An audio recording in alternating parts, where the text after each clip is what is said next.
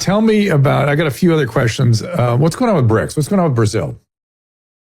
Yeah, so Brazil, this is one where very passionate for me. I'm someone who's close with the family of former President Bolsonaro, and particularly his son, Eduardo Bolsonaro.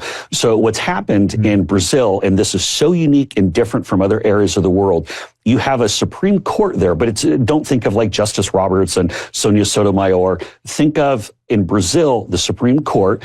They have their own investigative force. They have their own secret police. They can go and charge you themselves. The Supreme Court, not their version of a DOJ or a prosecutor, where the Supreme Court can charge you with a crime, try you with a crime, find you guilty of something, and then lock you up and throw away the key. And then, Dr. Drew, who do you appeal to? They're the Supreme Court. There's nowhere to go. So going back I've heard of other examples of this in history. We call it the Spanish Inquisition. Isn't it exactly the same? Although I think probably the Spanish Inquisition was probably in many cases a little bit more fair, because they're doing some pretty dirty things in Brazil. It was a very reasoned body. People don't know that. They were they tried to be very reasoned. They were not politically motivated. They had their own motivations.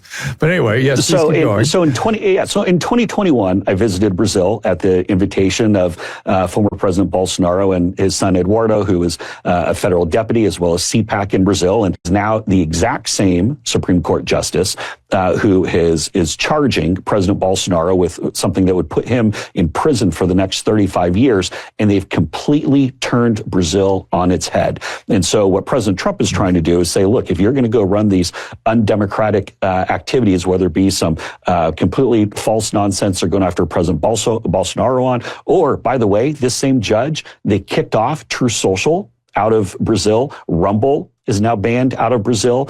X, the former Twitter, that of course Elon Musk is now running, was kicked out of Brazil for a long time. And so I know people, Dr. Drew, that I've spoken with and met with, and people I've known for a long time that have been pulled out of their house in the middle of the night, who've been roughed out by these secret police, who've had their finances frozen, and there's no one to appeal to.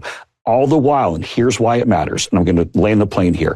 Why this matters is because what the Supreme Court is doing in Brazil is making opposition to the current leader, President Lula, virtually impossible. They're trying to lock up anyone who they disagree with simply just because they're a different political perspective. So to combat that, Brazil's Congress is meeting tomorrow to pass an immunity law to make sure that members of Congress cannot be charged by the Supreme Court simply for doing their job.